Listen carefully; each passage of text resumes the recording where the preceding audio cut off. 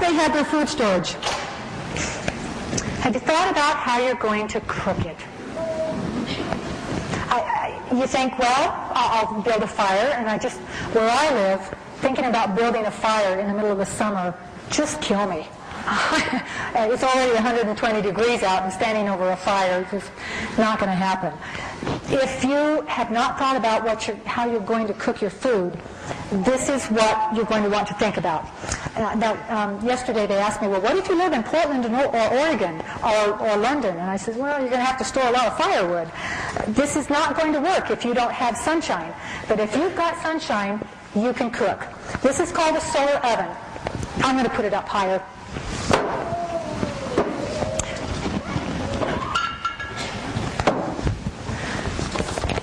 Solar ovens are basically an oven which uses the sun to cook your food.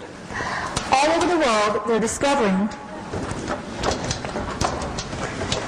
that solar ovens are clean. They use no fuel.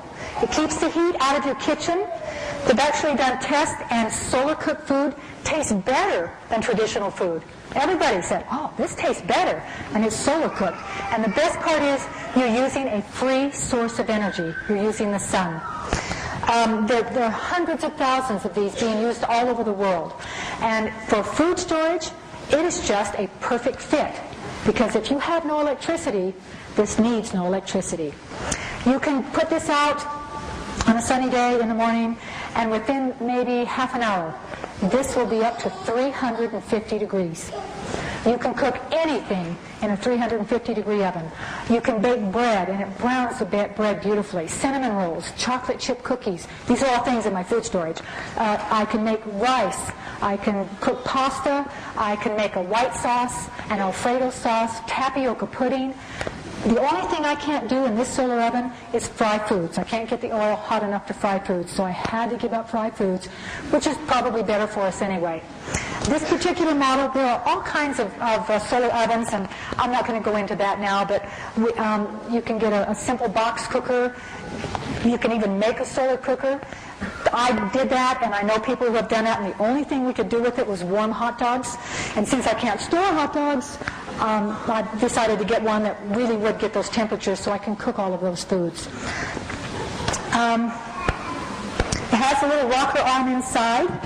And there's an arm back here so that in the early morning you can tilt it towards the sun. The whole idea, and I had a gentleman take my class, and he called it out 2 days later, and he said, I bought a solar oven and it doesn't work. I said, well, not a lot of moving parts. Why don't you bring it over and let's look at it? So we went out in the backyard, and I said, set it up for me. And he went like that, and he put it in the backyard, and he stood back, and he said, see, it doesn't work. But, well, it's simple, but it's not that simple. You really do have to tilt it towards the sun. Early morning, you're going to get the low horizon. You're going to tilt it towards the sun. There's a little leg back here that keeps it in this position. And as the day goes on, you need to move the oven and keep with the sun. Your reflector panels here will capture that sun and shoot it into the oven, but you have to have it at the right angle.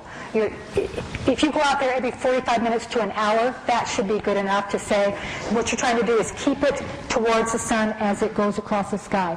If the temperatures go too low, your food's not going to be safe. There's some safety rules.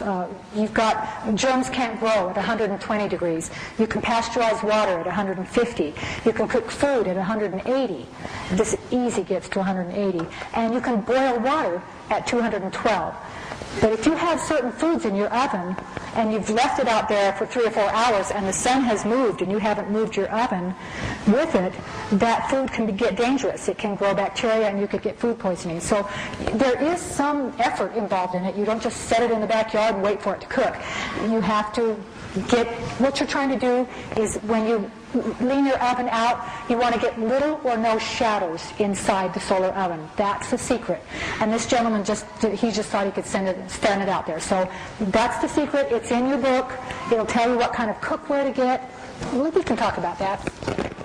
If you've got a cloudy day, now it can't be completely cloudy. You have to have some sun.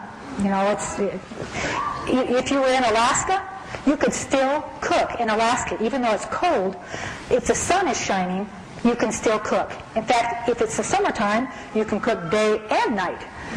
So it does. In fact, one of the sisters here said that she went skiing and they put some solar ovens out, and was it 18 degrees out?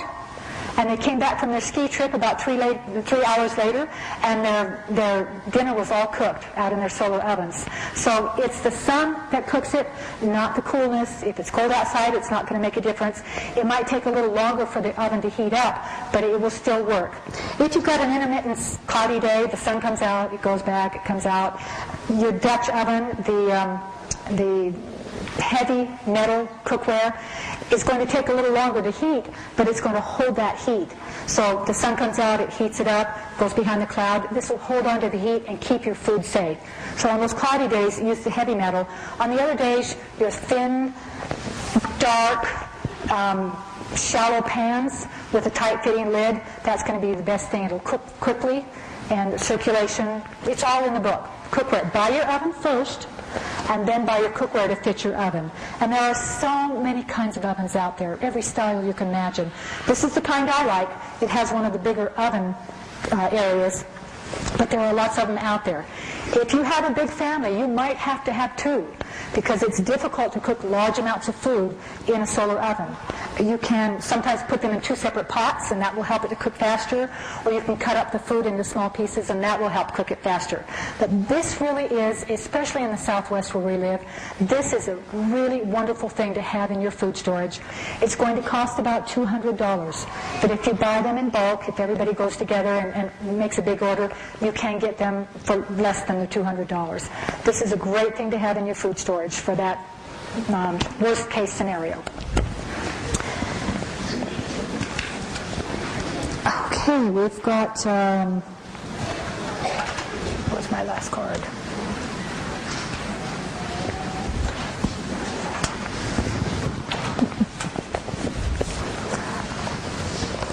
I have lost my last card. We're going to wait.